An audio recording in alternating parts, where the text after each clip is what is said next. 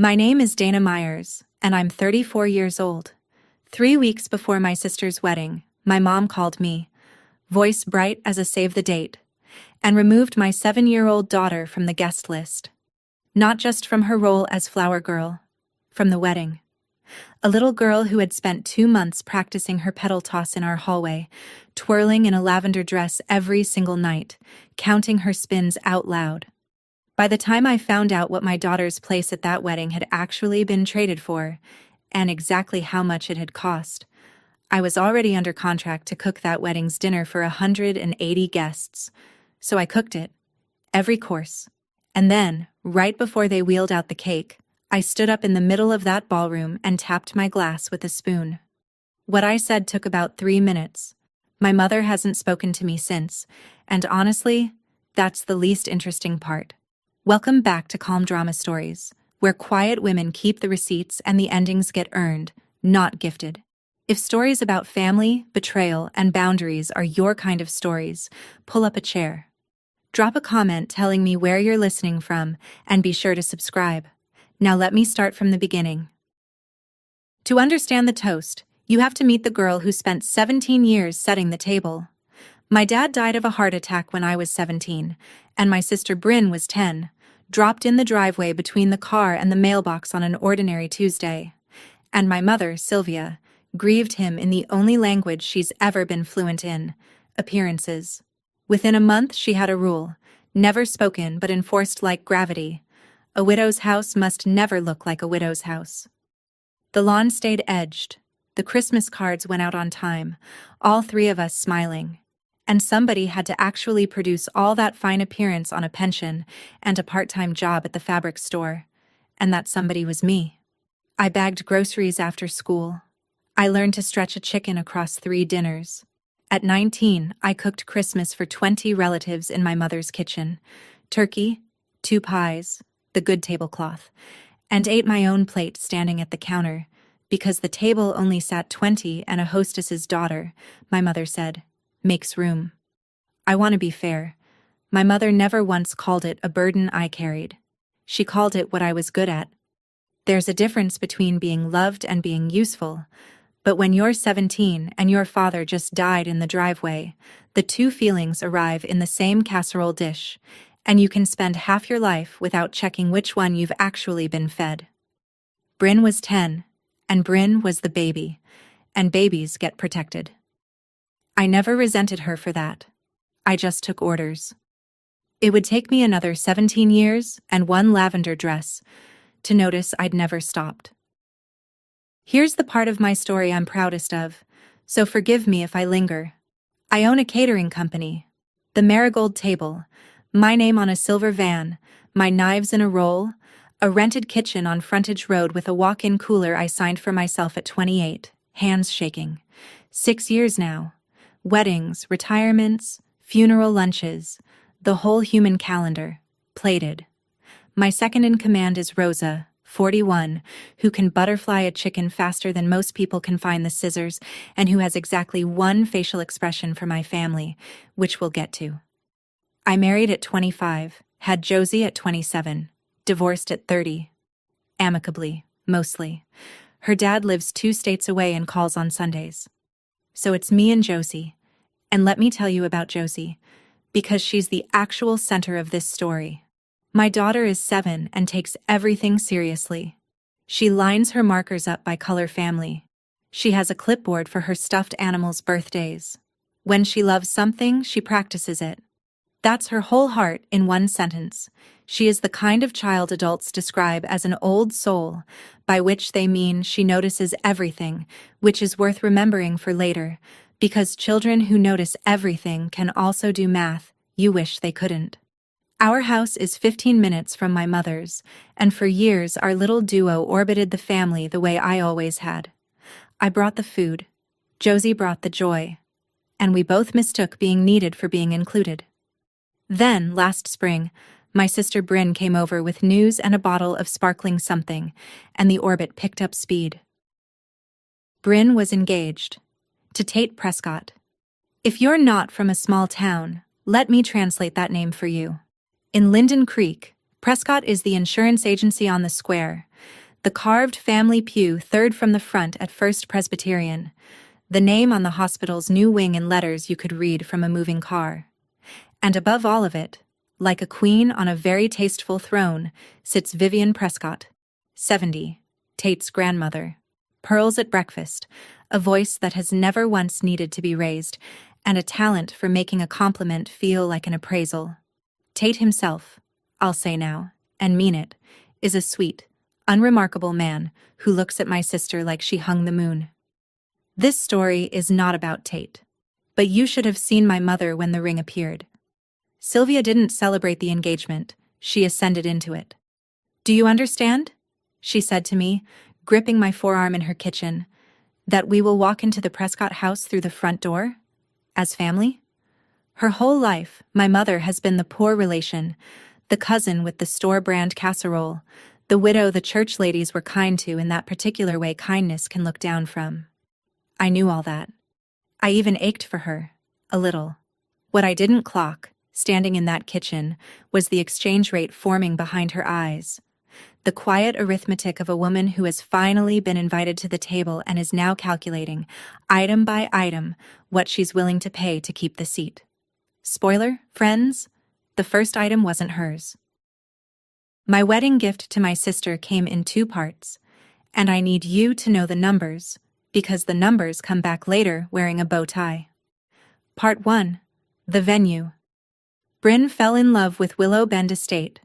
White barn, willow trees, chandeliers in the rafters, and Willow Bend wanted $7,200 down to hold a June Saturday. Nobody in my family had $7,200 lying around except the sister with the catering company and the terrifying spreadsheet habits. I wrote the check. I handed it to my mother in her kitchen, and she took it the way you take a napkin, mid-sentence, without looking, because she was busy reading a Prescott guest list out loud. Part 2. The food itself. 180 guests, 5 courses, my crew, my knives, at cost. My gift, from my hands. Now, because I run an actual business with actual insurance, everything went through the company paperwork. Standard contract, listed price, $9,800, with a line at the bottom in my own boring font. Balance waived at settlement, owner's gift. Rosa watched me sign it and did her one facial expression. That's a month of revenue, boss. It's family, I said. Said Rosa, which in Rosa means more than most people's paragraphs. I want to be honest about my motives. Since we're all friends here. Yes, it was love. It was also 17 years of muscle memory. The family needed a beautiful thing. I produced beautiful things. Therefore, somewhere in me, a girl eating Christmas dinner standing at a counter believed this wedding was going to be the one that finally converted service into belonging. Keep an eye on her. She's about to learn the exchange rate. But the best part of the wedding in our house had nothing to do with chandeliers. In March, Bryn came for dinner, knelt down on our kitchen floor to Josie's exact eye level, and asked, with full ceremony, "Josie Myers, will you be my flower girl?" My daughter went still the way she does when something matters too much to move. Then she nodded like a knight being sworn in, and said she would need to practice. Friends, did she practice? For 2 months, our hallway was an aisle. She tore up junk mail into little paper petals and rationed them into a basket. You can't just dump them, Mama. You have to share them with the whole aisle. And she walked that hallway runway every night after her bath, scattering paper with the focus of a surgeon. And then there was the dress. Lavender, with a tulle skirt that lifted when she turned. The first time she tried it on, she discovered spinning, and spinning became a discipline. She'd plant her arms, launch, and count out loud. 11, 12, 13. Cheeks red, tulle flying, until she hit a personal best and reported it to me like a lab result. 18, Mama. 18 spins. The dress lived on her closet door where she could see it from bed. Some nights I'd catch her lying there just looking at it. This serious little person of mine, glowing at a piece of purple fabric because it meant I was chosen. I have a place in the beautiful thing. Hold that image. My family certainly didn't. In April, I hosted the menu tasting at my kitchen on Frontage Road. Both families, folding tables dressed up in linen, 6 courses on deck. It was the first time the full Prescott delegation entered my territory, and Vivian Prescott arrived the way weather arrives, unhurried, inevitable, in gray silk. She tasted everything and complimented me in appraisals. "This chicken is remarkable. You could charge city prices." And while she talked, her eyes did inventory. My secondhand chairs, my mother's retailored dress, my daughter. Josie was there, helping the way she does, ferrying bread baskets with 2 hands and folding extra napkins into fans. And beside Vivian sat her granddaughter, Adelaide, 6 years old. White dress, patent shoes, bored senseless. Vivian watched the 2 girls the way you'd watch 2 swatches against a wall, and then she said it, lightly, to the room. "Adelaide has been the flower girl at 3 Prescott weddings now. That child was born for a church aisle." A little silence, the kind that has a draft in it. My mother laughed too fast and smoothed it with her hostess proverb, the one I'd grown up under, the one she trots out whenever generosity needs a chaperone. "Well, everyone gives something to make a wedding beautiful.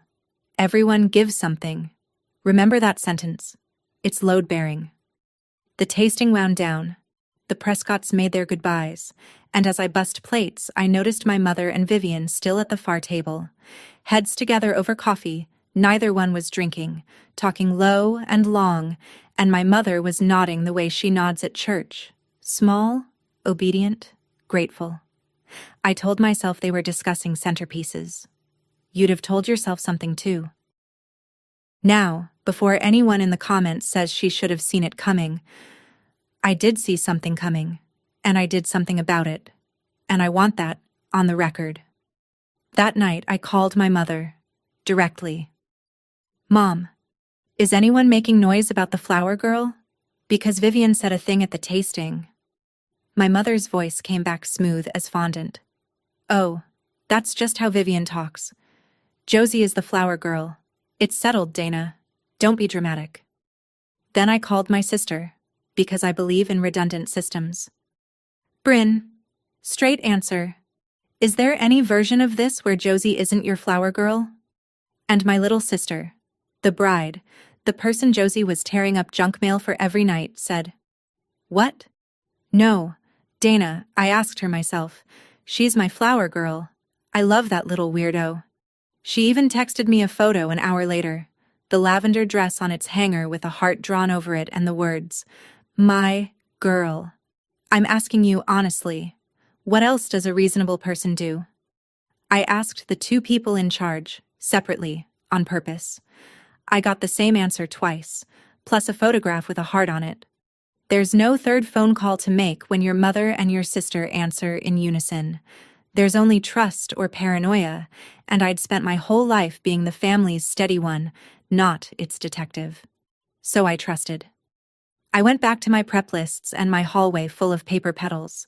What I could not have known, what nobody tells you until you've lived it, is that the answer was true when they gave it. The sale just hadn't closed yet. May was a blur of the good kind of work. 5 courses for 180 means logistics like a small military campaign. Rented china counted twice, a second van, 6 extra hands hired for the night. Herbs started in trays by the walk-in because I'm particular about mint. I ran wedding prep as vendor and big sister at once, and mostly loved both jobs. I built Bryn a tasting box of 3 cake fillings and watched her do her happy shoulder dance. I steamed the linen napkins myself.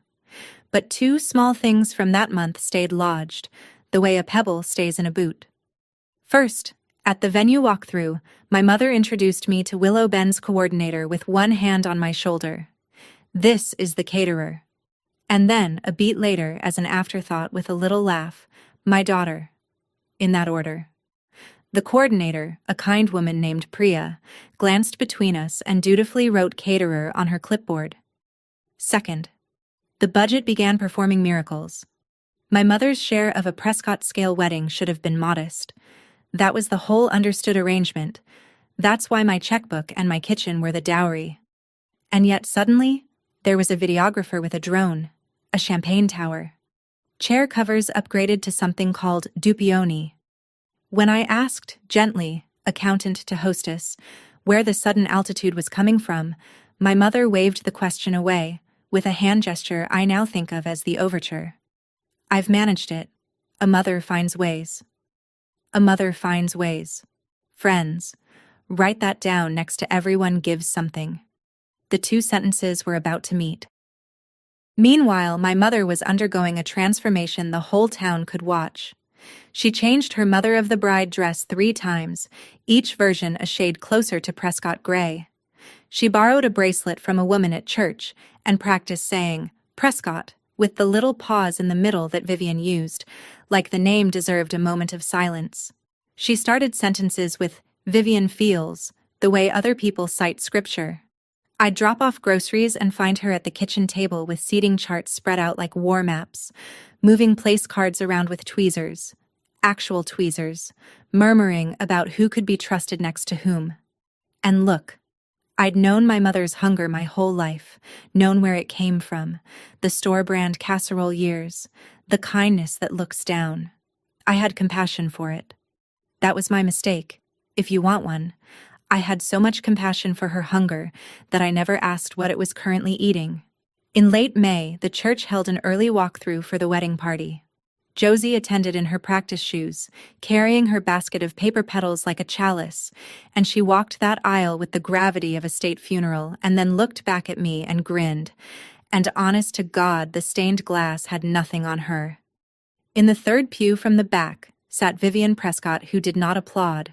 Beside her sat Adelaide and I noticed this the way you notice a wrong note. A white dress.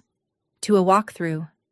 Nobody puts a 6-year-old in white tulle for a Tuesday walkthrough unless somebody, somewhere, is picturing something. I felt the pebble in the boot again. I reminded myself, 2 phone calls, 1 heart emoji. Settled. You know that feeling when your gut files a report your heart refuses to read? That. The next pebble arrived at Bryn's bachelorette, which I catered, because of course I did. Past appetizers and a Prosecco bar at a rented lake cabin for 11 shrieking women. I was boxing leftovers in the kitchen around midnight when one of the bridesmaids, a girl named Case, who'd had roughly her body weight in Prosecco, drifted in hunting for cake and decided we were confidants. You're like, the sister who does everything, she said with drunk sincerity. This whole wedding is basically you. Team effort, I said, sealing a lid. Right, but like... And here she leaned in, wobbling. Thank God for Miss V, though. Seriously. If she hadn't stepped up with the...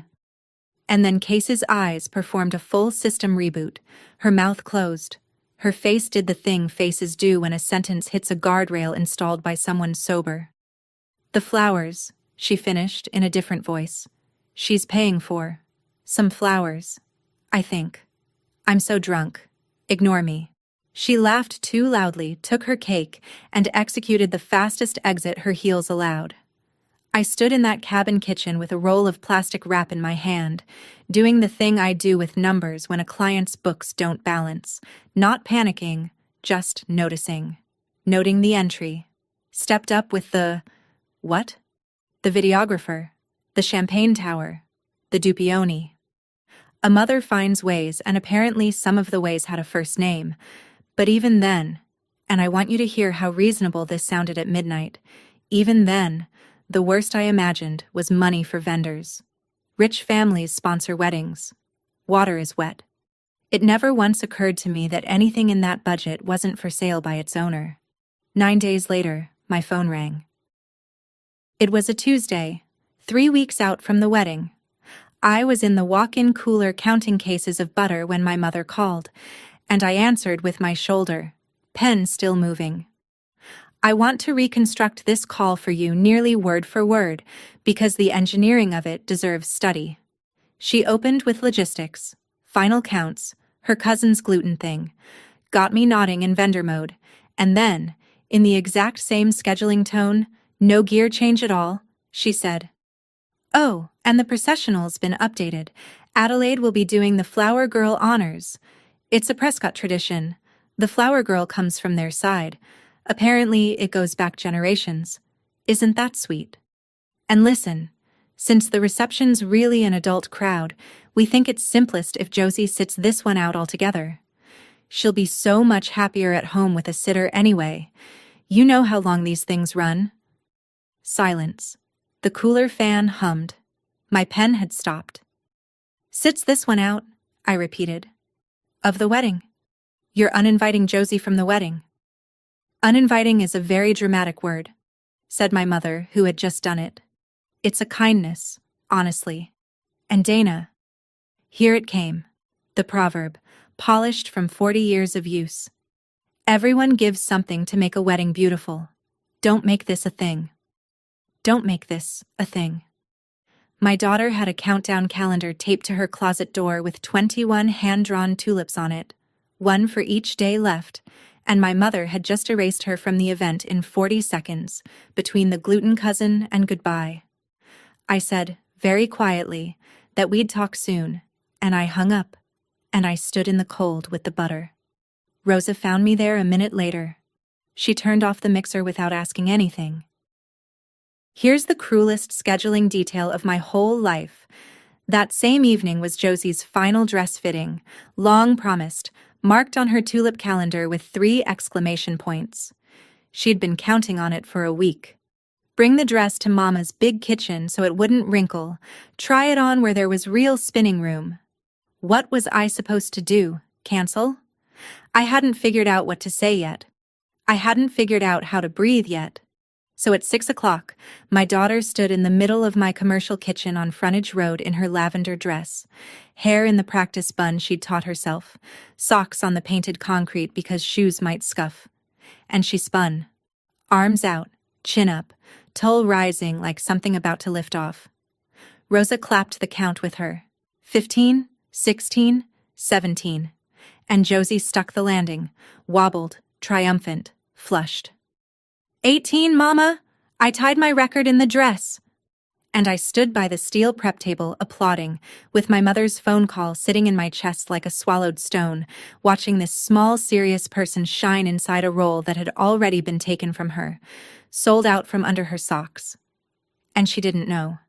If you've ever had to smile at a child across the exact distance of a secret that's going to break them, if you've ever been the only person in the room who knows the beautiful thing is already gone, tell me in the comments, because I've read enough of them to know I'm not the only one who stood at that prep table.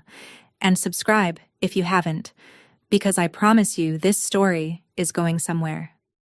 Josie changed back into play clothes, hung the dress reverently on the office door, and asked, buckling her seatbelt, "Is tomorrow the church practice again?" I said, "Not tomorrow, baby." I drove us home the long way, past the water, buying myself 4 extra minutes to become a mother who knew what to say. I did not become one. I told her the next night after dinner in the gentlest version I could construct. Plans had changed.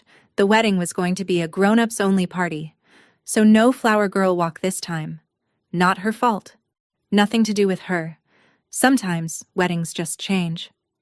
I had decided she'd never know about Adelaide if I could help it. My daughter listened with her hands folded, 7 years old going on notary public, and nodded. "Okay," she said. "That's okay." And for about 2 hours I let myself believe we'd landed it. Then, passing her door at bedtime, I heard it.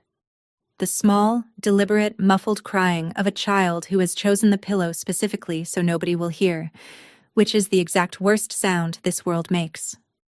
I went in. She surfaced, blotchy, trying to be fine, and asked the question, the one I will be hearing in some back room of my skull for the rest of my life. "Mama, did I do something wrong?" She thought she'd been fired. Of course she did. She's a person who practices. In her universe, roles are earned, so losing one must mean a performance review had come back bad. I said, "No, baby. Never. 100 ways." She nodded politely at all 100, believing none of them. Over the next days, I watched my noticing child quietly close the file on herself. The lavender dress stayed on the closet door, but she stopped looking at it from bed. She turned her pillow the other way. The tulip calendar disappeared into a drawer, folded, not crumpled. Which was worse? And she stopped spinning. That's the detail that finished me. No more counting in the hallway. My kid had a personal record, and she retired it, at 7, without a press conference. Grief in children is quiet like that. It cleans up after itself. Meanwhile, I still didn't know the why. That took 9 more days and one wobbly bridesmaid's guardrail finally failing. I'm a bookkeeper of a cook. When something doesn't balance, I pull the thread until the whole seam confesses. Thread 1. Priya, the Willow Bend coordinator, called me about linens and, in passing, mentioned the videographer's second invoice had been settled. Mrs. Prescott's personal check again. Such a generous family. And then, hearing herself added quickly, well, you didn't hear the details from me. Again. Personal check. Thread 2. Case's guardrail. Thank God for Miss V, if she hadn't stepped up with the, And thread 3. The one that snapped the seam. I drove to the bridal studio where Bryn was having her final fitting, waited while the seamstress pinned, and then, alone with my sister among the mirrors, I asked one question in my calm voice. The voice I use when a client's deposits don't match their register. Bryn, what exactly did Vivian's $10,000 buy? I didn't know it was 10,000. I said a number to sound like I knew things. I said the wrong one? Actually, I said 5.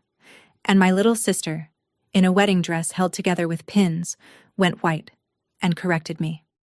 It wasn't 5, it was 10. And then her hand went to her mouth, and the mirrors gave me 6 copies of my sister realizing what she'd done. It came out of her in pieces. There between the mirrors, Vivian had written Mom a check, $10,000 for the wedding fund, after the tasting, a contribution, and the family tradition, the one condition, unspoken and completely spoken. Adelaide carries the basket. It paid for so much, Dana. The video, the chairs. Mom said Josie would never even have to know. I was going to tell you. I kept almost telling you. She was crying now, pins and all. It's one walk down one aisle. It didn't seem like it cost anything. I looked at my sister, the bride my daughter tore up junk mail for, and I heard myself say, from very far away, it cost 18 spins. I drove from the bridal studio to my mother's house, 15 minutes, no radio, and found her at the kitchen table with the seating chart and the tweezers. I didn't sit. Vivian's check, I said, 10,000. When were you going to mention what it bought?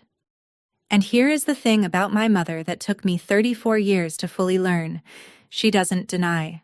Denial admits a crime happened. Instead, she presents. She set down the tweezers, folded her hands, and gave me the shareholder report. The Prescotts, she informed me, were spending $60,000 on this wedding. 60. Our side's entire contribution was, and she said this next phrase without apparent pain, your cooking. Was she supposed to let Bryn enter that family as the bride whose people brought a casserole? Vivian's gift had dignity in it, Dana. The video, the chairs, the champagne. Your sister will have a wedding no one in that family can sniff at. And Adelaide? A lovely child. Traditions matter to old families. Josie will bounce back. Children forget these things by August. Children forget. My daughter, the human clipboard, who still remembers the name of a waitress who gave her extra cherries in 2023. I asked my one question. I'd rehearsed it for 15 radioless minutes. Mom, did you cash the check before or after you crossed your granddaughter off the guest list? My mother's hands didn't move, but her chin lifted. The tell she has when a question is beneath answering, which is the tell she has when the answer is bad. Don't be vulgar about the order of things, she said finally. It was all one arrangement. All one arrangement. There it was, the tidiest confession she'd ever give. I didn't yell. Yelling would have comforted her. It would have made me the dramatic one, the overreactor, a role she had costumes for. I said, "Thank you for being precise." And I left, and I closed her front door with the softness you'd use on a sleeping baby's room, which frightened her more than a slam ever could. I know because she texted me twice before I reached the end of the street. Now, let me lay out the box I was standing in, because I've read enough internet advice to know what you're shouting at your speaker. Cancel the catering, take back the money, burn it down, queen. Friends, I priced that fire, line by line, like everything else in my life. Walk away from the contract 12 days out. Willow Bend books vendors jointly, bailing on assigned event torpedoes, not just this wedding but my standing with the venue that feeds my company its best referrals. In a town this size, the caterer who abandoned her own sister's wedding isn't a rumor, it's a headstone. My 6 years, Rosa's paycheck, the 4 part-timers, the walk-in cooler I signed for with shaking hands, kindling, all of it. And the deposit? Sunk. Willow Bend doesn't refund at 18 days. My $7,200 was already furniture. The only people a cancellation would actually starve were 180 guests who'd never done anything to me worse than the chicken dance. That's the thing about rage. It's a cleaver, and most of what's in range is bystanders. But the final vote, the one that actually decided it, came from a 7-year-old. Josie overheard me in the kitchen with Rosa, going harder than I meant to, saying words like pull the crew and let them serve gas station trays. And my daughter, uninvited, demoted, retired from spinning, tugged my apron and looked up at me with those serious accountant eyes and said, "Don't wreck Aunt Bryn's wedding, Mama. The flowers are going to be so pretty." That's who was raised right in this family, in case anyone's keeping minutes. So, I would cook the wedding. Every course, perfectly, because my name was on the van either way, but somewhere between the cooler and that apron tug, a second menu started writing itself in me. Very calm, very itemized. I would cook, and then, when the last plate was down, I was going to say grace. 9 days out, I did my prep, and I mean all of it. In my kitchen, prep is sacred. Everything measured, everything labeled, nothing improvised at the stove that could have been decided calmly at the counter. So I prepped the toast the way I prep a service. I wrote it on recipe cards, actual index cards from the box by my stove, because if my hands were going to shake in that ballroom, they were going to shake holding something they trusted. 3 cards. Card 1, the gift, itemized. Card 2, the price, spoken plainly, no adjectives. Adjectives are where speeches go to die. Card 3, the closing. I drafted it standing up, the way I write menus, and I cut it the way Rosa trims fat, ruthless, until 3 minutes was 3 minutes. Rosa read the cards on her break, lips moving, and when she finished, she looked at me for a long moment. She made one small edit. She crossed out upset and wrote precise, and she was right. Then she tapped the cards square like a deck and handed them back. "I'll be at tray 3, she said. Tray 3 is the station nearest the head table. That's Rosa's entire love language, and it is enough. Then the paperwork. I pulled our contract and read my own boring font. Balance waived at settlement, owner's gift. Settlement happens after the event. Nothing was waived yet. A gift not yet given can be returned to sender. I printed a clean invoice, the marigold table. Services rendered, balance due, $9,800, net 15, and I slid it into a cream envelope, the kind that matches wedding stationery, because presentation matters in my business. The $7,200 for the venue I let go, on purpose, and I want you to hear why. That money bought me the truth about my mother. Fair market value, honestly. Tuition. The envelope went into my knife roll, next to the honing steel. 9 days to service. 5 days out, the family made me one last offer, and I want to show it to you in full, because it's a masterpiece of the genre. Bryn texted, "Bryn, not my mother. My mother negotiates through envoys once a door has been closed softly at her. Talk to Mom. Good news. If everything can just stay pleasant, Josie is totally welcome to come to the reception part. There's a seat at table 14 after the ceremony stuff is done. Olive branch?" I sat with that dove emoji for a long time. Table 14. I'd built the seating chart with my own hands under tweezer supervision, so let me give you the topography.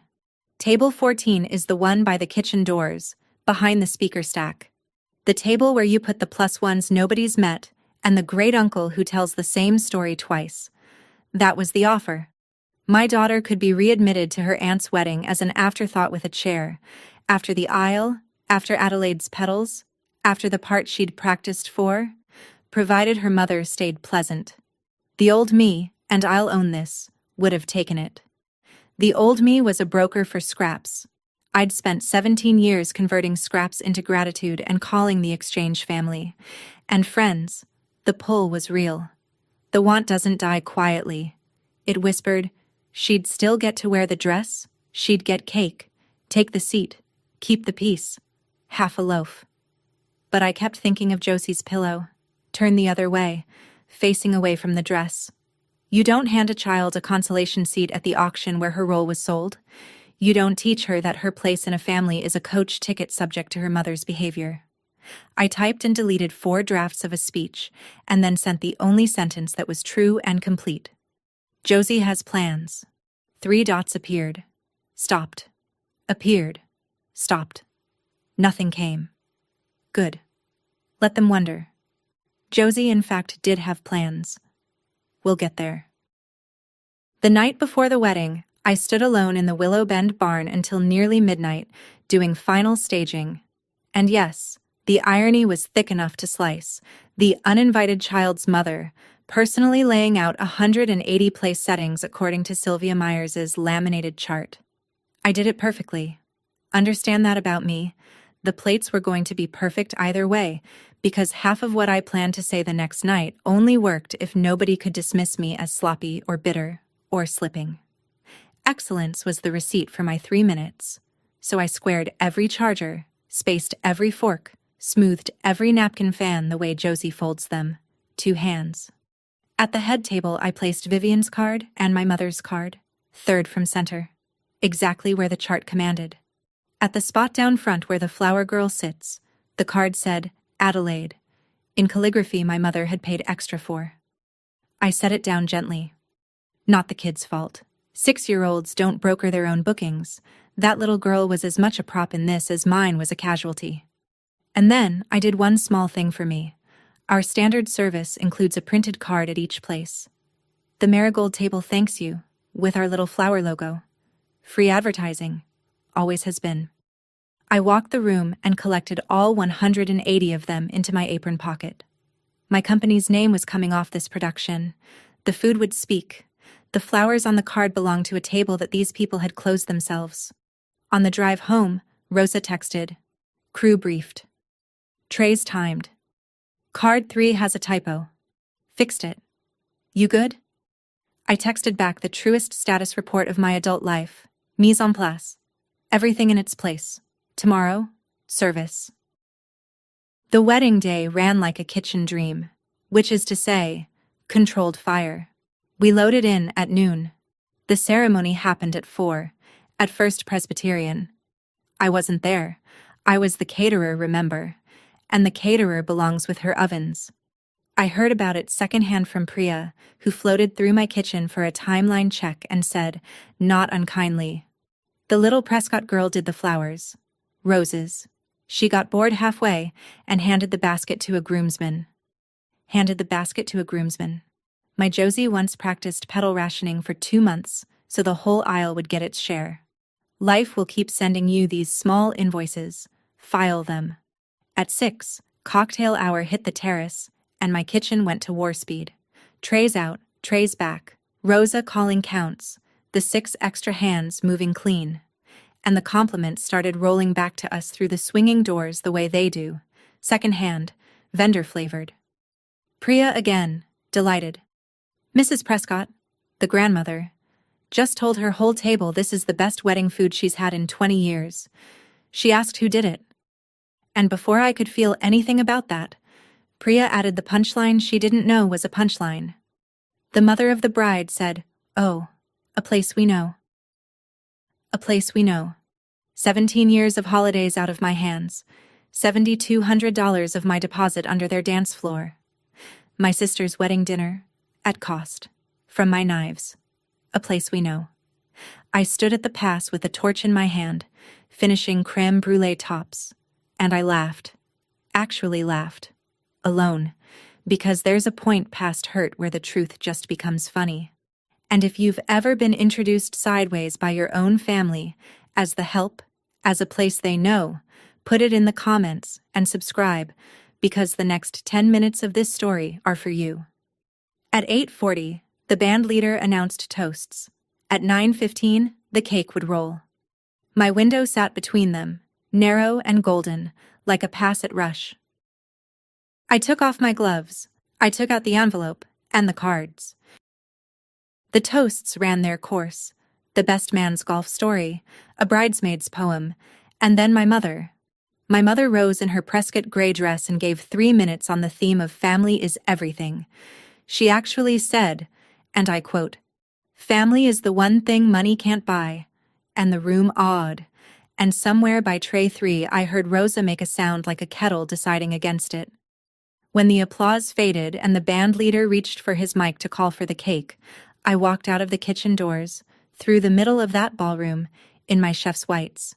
Clean jacket. I keep one hanging for front of house, with a water glass in one hand and a spoon in the other. And I tapped the glass. 3 times. That sound? You'd be amazed. A ballroom full of champagne and chatter goes quiet for a spoon on glass out of pure Pavlovian wedding training. They think another toast is coming. And technically, they were right. 180 faces turned. I saw my mother's smile hold its position while her eyes ran the calculations. The caterer is standing in the middle of the floor. The caterer is my daughter. My daughter has cards in her hand. I saw Bryn, mid-laugh, go still. I saw Vivian Prescott lower her fork with the leisurely caution of an old general who smells weather changing. Speeches are just recipes. Mise en place, heat management, plating. I looked once at Rosa, at tray 3, who nodded exactly 1 centimeter. Then I raised my glass and read card 1 in the voice I used to call orders. Calm, carrying, unhurried, a voice that has never once been dramatic in its life, which is precisely what made every fork in that room stop moving. Good evening. Most of you don't know me. I'm Dana. I'm the older sister of the bride, and I'm also tonight's caterer. Or, as I was introduced earlier, a place they know. A ripple went through the tables, the sound of a room reshuffling its assumptions. I let it settle. Heat management. Every plate you ate tonight came off my knives. The tasting in April, the 5 courses, the brulee you're holding. My company, my crew, my hands. It was my gift to my little sister. So is the deposit on this room. My family isn't wealthy like some families here tonight. I nodded pleasantly, at no one in particular, and watched Vivian Prescott become a statue of herself. So we give what we have. My mother taught me that, actually. She has a saying.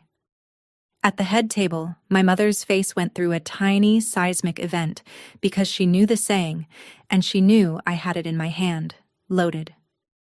Everyone gives something to make a wedding beautiful. I paused. Card 2. 3 weeks ago, my 7-year-old daughter was taken off this wedding's guest list. She was supposed to be the flower girl. She practiced in our hallway every night for 2 months. She had a countdown calendar with hand-drawn tulips. And I was told it was a tradition thing, a logistics thing, a kindness. It wasn't.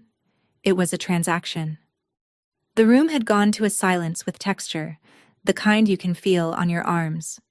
There was a contribution to this wedding of $10,000, by personal check, on the understanding that the flower girl's basket would change hands. My mother accepted it. My daughter was the line item. She's home tonight with a sitter, and for the record, she told me not to wreck this party, because she wanted the flowers to be pretty.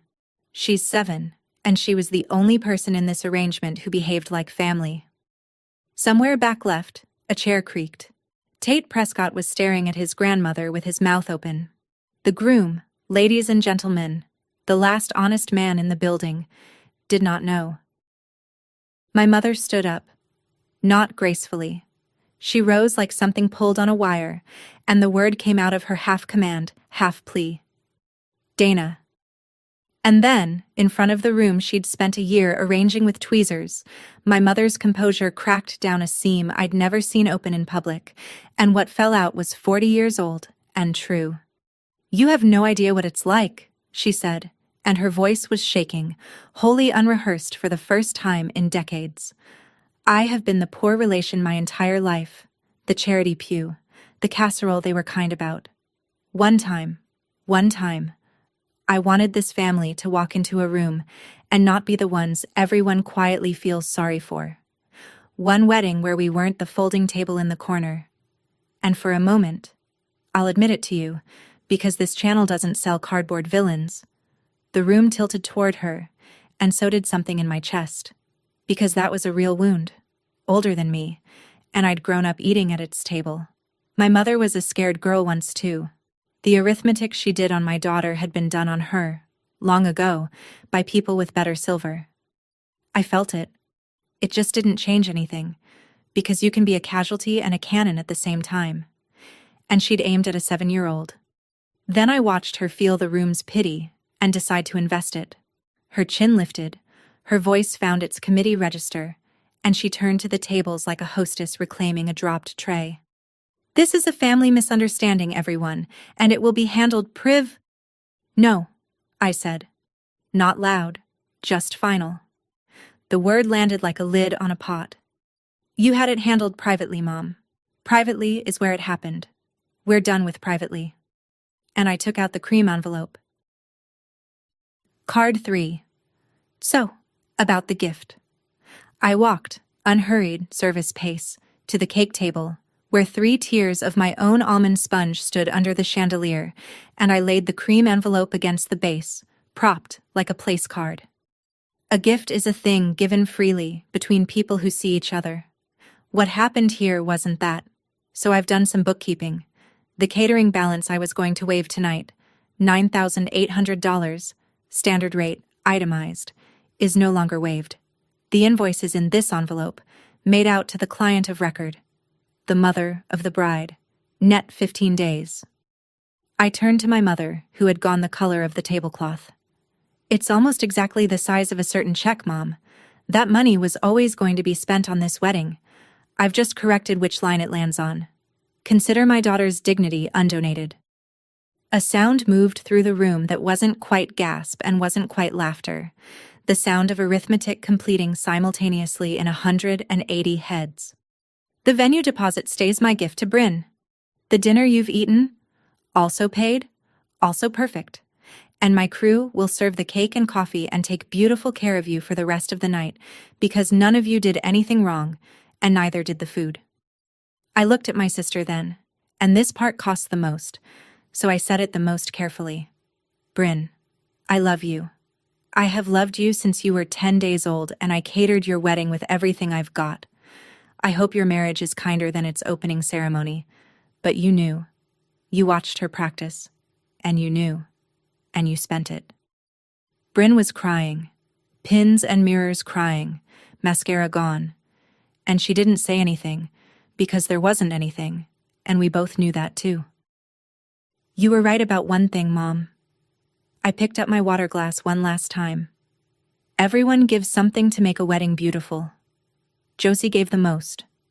As of tonight, my table is closed. I set the glass down.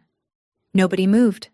180 of Linden Creek's best dressed sat in a silence you could have plated, and the band leader held his microphone like he'd forgotten its purpose. I untied my apron, the good black one, the one I'd worn to 500 services, folded it in half and in half again, and laid it over the back of an empty chair at the head table. There was one more stop on my way out. Vivian Prescott sat perfectly straight, fork still down, watching me approach with the composure of a woman who has never once been the subject of a scene she didn't authorize. I stopped beside her chair and kept my voice at conversation volume, because some receipts are hand-delivered. The food really is the best you've had in 20 years, I said. That part was true. Here's the other true thing. You bought an aisle tonight. You got it. Roses, drone footage, the the works. But the little girl who practiced sharing her petals with the whole aisle, you couldn't afford her. Nobody in this room could. Vivian looked at me for a long moment, and I'll give the old general this. She didn't pretend not to understand. Something behind the pearls registered the entry in a ledger even she couldn't buy back. She gave me a single nod, one queen acknowledging that a border exists. I walked the length of that ballroom to the kitchen doors, past tray 3, where Rosa stood with her chin high, holding her station like a color guard. Crew finishes the night, I told her.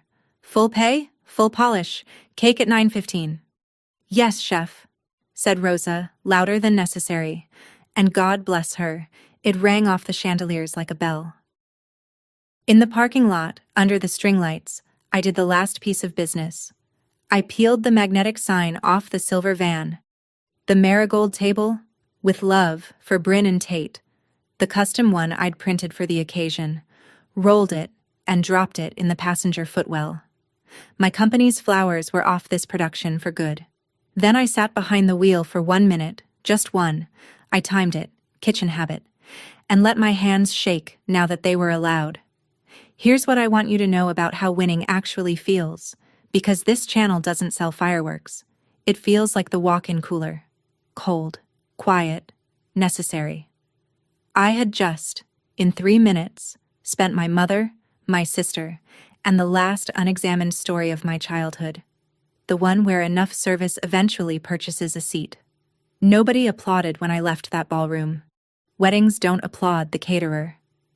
I drove home through town with the windows down, June air, 15 minutes, and the sitter met me at the door with her finger to her lips. But Josie was awake anyway. Of course she was, sitting up in bed with her lamp on, waiting for the report. Did everyone like the food? She asked. They said it was the best in 20 years, I said, which was sourced and accurate. Was the cake pretty? The cake was very pretty. She nodded, satisfied. My serious little quality control department, and then she slid down onto her pillow. And I noticed, the way I notice everything about her now, that the pillow was turned back around, facing the closet door, facing the dress. Mama, she said, already half asleep. Is it Sunday tomorrow? It's Sunday tomorrow, baby. Good, she said. I have plans. The bill for my 3 minutes arrived overnight, in installments, the way those bills do. 2 missed calls from my mother, no voicemails. She doesn't leave evidence. I come by that honestly. 1 voicemail from Bryn at 1 a.m, 4 minutes long, wedding band still audible in the background, half sobbed and half slurred. How could I? On her day, in front of everyone. And then, in the same breath, I'm sorry. Dana, I'm so sorry. I kept almost telling you. Followed by a long, wet silence, and then, very small, before the click. The food really was perfect. That voicemail is the whole story of my sister, 30 seconds over budget as always. There was also a text from an unknown number with a Prescott-adjacent area code that said, simply, Magnificent, V. I have elected not to interpret that. I sat on my porch at 2 a.m. with a glass of the good stuff I cater with and let the cost be the cost. I don't want anyone hearing this to think boundaries feel like victory montages. They feel like amputation. Clean, surgical, survivable, and gone is still gone. My mother had held my daughter as a newborn. My sister once slept in my bed for a month after Dad died, 10 years old, scared of the quiet.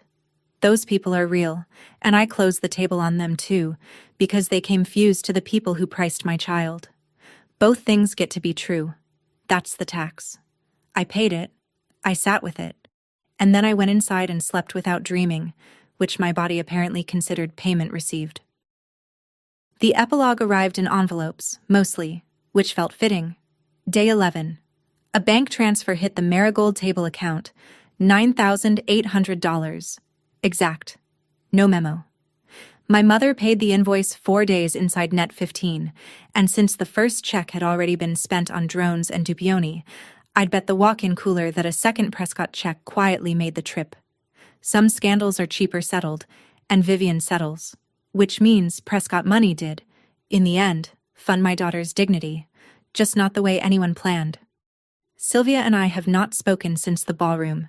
She tells the church ladies I embarrass the family.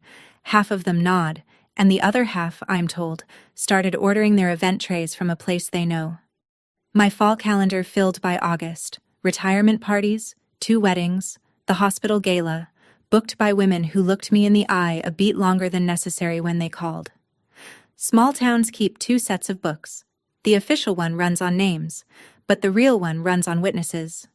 Bryn sent a printed thank you card from the honeymoon, the same one every guest got, but under the printed script she'd written in shaky ballpoint. I'm going to tell Josie I'm sorry myself, when I'm brave enough. I'm working on it. I put it in the drawer with the folded tulip calendar. The door isn't nailed shut for her. She was 10 once, asleep in my bed, scared of the quiet. I don't forget my originals, but the table stays closed until the apology goes to the 7-year-old it's owed, in person, at kid height. My terms are famously itemized, and that Sunday, the Sunday Josie had plans, is the part of this story I'd keep if I could only keep one thing. We called it Flower Girl Day. Sunday afternoon, my backyard. In attendance, me, Rosa, and her husband, Mrs. Patterson from next door, and her sister, Josie's sitter, and Priya, the coordinator, who heard about it and asked, with damp eyes, if she could come. Apparently, even wedding professionals get tired of watching the wrong things win. We set my long prep table on the grass with the checkered cloth, lemon cake from my kitchen, marigolds in jam jars, and a playlist Josie curated herself with clipboard-level seriousness. And down the middle of the lawn, we mowed an aisle. My daughter put on the lavender dress, took it off the closet door herself, which mattered. Her decision, her ceremony. And she walked that grass aisle scattering real marigold petals from her practice basket, rationing them with 2 months of professional technique, sharing them with the whole aisle, while 6 adults stood and clapped like it was the royal wedding. Then she planted her arms, launched, and spun. Tule flying, cheeks blazing, bare feet on June grass, counting out loud with the whole yard counting behind her. And she blew past 18 without even slowing, and when she finally stopped, staggering, drunk on rotation, she threw both fists up and screamed, 23, Mama! 23! New record! New record, in witness whereof. 1 backyard, 6 adults, 1 lemon cake, $0 changing hands. That night, tucking her in, sweaty curls and grass on her feet, my daughter looked up at me, already going under, and delivered the closing entry, the one I'd been waiting weeks to hear her file. Mama, I didn't do anything wrong. Not a question this time, a finding. No, baby, I said. You never did. She was asleep before the lamp clicked. I stood in her doorway a long time, looking at the lavender dress back on its door. Retired now from other people's weddings, undefeated at home. Here's the one thing I'd have you take from my kitchen. If you never send the bill, the people around you will quietly decide that your work, your patience, and even your children are free. And the kindest, most loving thing I have ever done as a mother was to stand up in a room full of chandeliers, tap a glass, and announce that nothing about us was ever free. That's my story. 1 lavender dress, 1 $10,000 check, and a 3-minute toast that cost me a mother and bought back a little girl's spin. If someone's been treating your work, or your child, like a line item, consider this your sign to close the table. Share this with someone who needs it. Tell me in the comments what you'd have said with that glass in your hand, and subscribe. I'll see you in the next one. Moment, and I'll give the old general this. She didn't pretend not to understand. Something behind the pearls registered the entry in a ledger even she couldn't buy back. She gave me a single nod, one queen acknowledging that a border exists. I walked the length of that ballroom to the kitchen doors, past tray 3, where Rosa stood with her chin high, holding her station like a color guard. Crew finishes the night, I told her. Full pay, full polish, cake at 9:15. Yes, chef, said Rosa, louder than necessary, and God bless her, it rang off the chandeliers like a bell. In the parking lot, under the string lights, I did the last piece of business. I peeled the magnetic sign off the silver van. The marigold table, with love, for Bryn and Tate, the custom one I'd printed for the occasion, rolled it, and dropped it in the passenger footwell. My company's flowers were off this production for good. Then I sat behind the wheel for 1 minute, just one. I timed it, kitchen habit, and let my hands shake now that they were allowed. Here's what I want you to know about how winning actually feels, because this channel doesn't sell fireworks. It feels like the walk-in cooler. Cold, quiet, necessary. I had just, in 3 minutes, spent my mother, my sister, and the last unexamined story of my childhood. The one where enough service eventually purchases a seat. Nobody applauded when I left that ballroom. Weddings don't applaud the caterer. I drove home through town with the windows down, June air, 15 minutes, and the sitter met me at the door with her finger to her lips. But Josie was awake anyway. Of course she was, sitting up in bed with her lamp on, waiting for the report. "Did everyone like the food?" she asked. "They said it was the best in 20 years, I said, which was sourced and accurate. "Was the cake pretty?" "The cake was very pretty." She nodded, satisfied. My serious little quality control department, and then she slid down onto her pillow. And I noticed, the way I notice everything about her now, that the pillow was turned back around, facing the closet door, facing the dress. "Mama," she said, already half asleep. "Is it Sunday tomorrow?" "It's Sunday tomorrow, baby." "Good," she said. "I have plans." The bill for my 3 minutes arrived overnight, in installments, the way those bills do. 2 missed calls from my mother, no voicemails. She doesn't leave evidence. I come by that honestly. 1 voicemail from Bryn at 1 in the morning, 4 minutes long, wedding band still audible in the background, half sobbed and half slurred. How could I, on her day, in front of everyone? And then, in the same breath, "I'm sorry. Dana, I'm so sorry. I kept almost telling you," followed by a long, wet silence, and then, very small, before the click. The food really was perfect. That voicemail is the whole story of my sister, 30 seconds over budget as always. There was also a text from an unknown number with a Prescott-adjacent area code that said, simply, "Magnificent, V." I have elected not to interpret that. I sat on my porch at 2 a.m. with a glass of the good stuff I cater with and let the cost be the cost. I don't want anyone hearing this to think boundaries feel like victory montages. They feel like amputation. Clean, surgical, survivable, and gone is still gone. My mother had held my daughter as a newborn. My sister once slept in my bed for a month after Dad died, 10 years old, scared of the quiet. Those people are real, and I closed the table on them too, because they came fused to the people who priced my child. Both things get to be true. That's the tax. I paid it. I sat with it. And then I went inside and slept without dreaming, which my body apparently considered payment received. The epilogue arrived in envelopes, mostly, which felt fitting. Day 11. A bank transfer hit the Marigold Table account, $9,800. Exact. No memo. My mother paid the invoice 4 days inside net 15, and since the first check had already been spent on drones and Dupioni, I'd bet the walk-in cooler that a second Prescott check quietly made the trip. Some scandals are cheaper settled, and Vivian settles, which means Prescott money did, in the end, fund my daughter's dignity, just not the way anyone planned. Sylvia and I have not spoken since the ballroom. She tells the church ladies I embarrass the family. Half of them nod, and the other half, I'm told, started ordering their event trays from a place they know. My fall calendar filled by August. Retirement parties, 2 weddings, the hospital gala, booked by women who looked me in the eye a beat longer than necessary when they called. Small towns keep 2 sets of books. The official one runs on names, but the real one runs on witnesses. Bryn sent a printed thank you card from the honeymoon, the same one every guest got, but under the printed script she'd written in shaky ballpoint. "I'm going to tell Josie I'm sorry myself, when I'm brave enough. I'm working on it." I put it in the drawer with the folded tulip calendar. The door isn't nailed shut for her. She was 10 once, asleep in my bed, scared of the quiet. I don't forget my originals, but the table stays closed until the apology goes to the 7-year-old it's owed, in person, at kid height. My terms are famously itemized, and that Sunday, the Sunday Josie had plans, is the part of this story I'd keep if I could only keep one thing. We called it Flower Girl Day.